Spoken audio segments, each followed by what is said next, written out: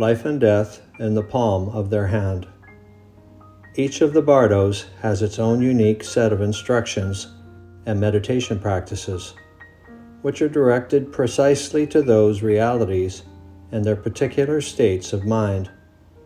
This is how the spiritual practices and training designed for each of the Bardo states can enable us to make the fullest possible use of them and their opportunities for liberation.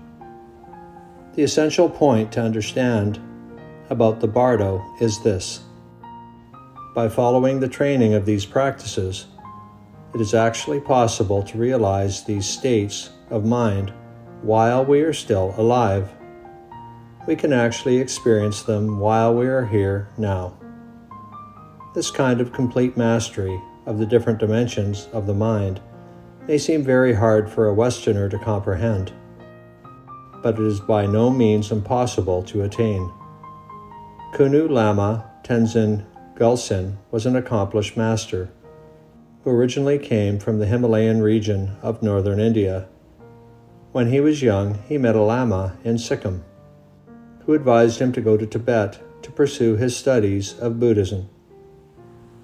So he went to Kham in eastern Tibet, where he received teachings from some of the greatest Lamas, including my master, Jamyang Khyentse.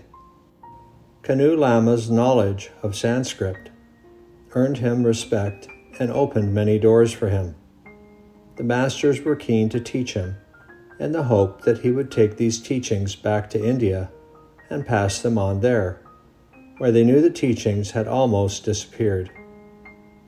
During his time in Tibet, Kunu Lama became exceptionally learned and realized. Eventually he did return to India, where he lived as a true ascetic. When my master and I came to India on pilgrimage after leaving Tibet, we searched for him everywhere in Benares. Finally, we found him staying in a Hindu temple.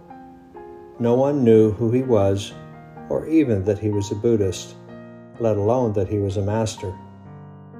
They knew him as a gentle, saintly yogin, and they offered him food.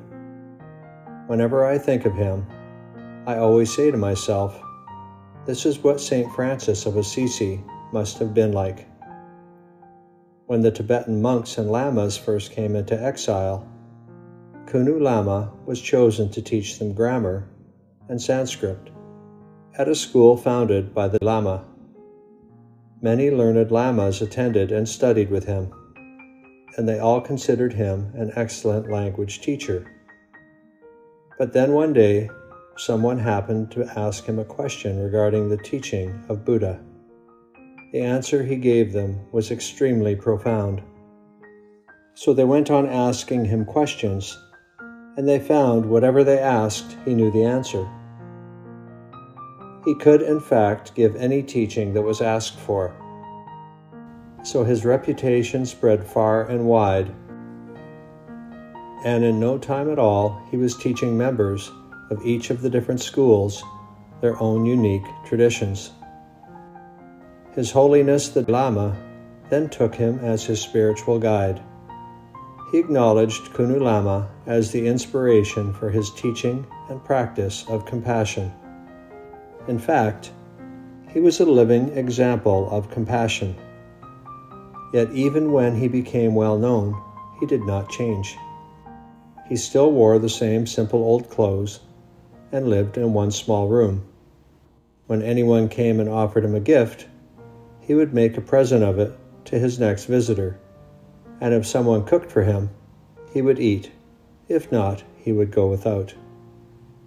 One day a master, whom I know very well, went to visit Kunu Lama to ask him some questions about the Bardos. This master is a professor, extremely well versed in the tradition of the Tibetan Book of the Dead, and experienced in the practices connected with it. He told me how he asked his questions, then listened spellbound to Kunu Lama's reply. He had never heard anything like it before. As Kunu Lama described the Bardos, it was so vivid and precise that it was as if he were giving someone directions to go to Kensington High Street or Central Park, or Champs Elysees. It was as if he was actually there. Kunu Lama was pointing out the Bardos directly from his own experience. A practitioner of his caliber had journeyed through all the different dimensions of reality, and it is because the Bardo states are all contained within our minds that they can be revealed and freed through the Bardo of practices. These teachings come from the wisdom mind of the Buddhas, who can see life and death like looking in the palm of their hand. We too are Buddhas, so if we can practice in the Bardo of this life and go deeper and deeper into the nature of our mind, then we can discover this knowledge of the Bardos, and the truth of these teachings will unfold in us by itself. That is why the natural Bardo of this life is of the utmost importance. It is here and now that the whole preparation for all Bardos takes place. The supreme way of preparing, it is said, is now to become enlightened in this lifetime.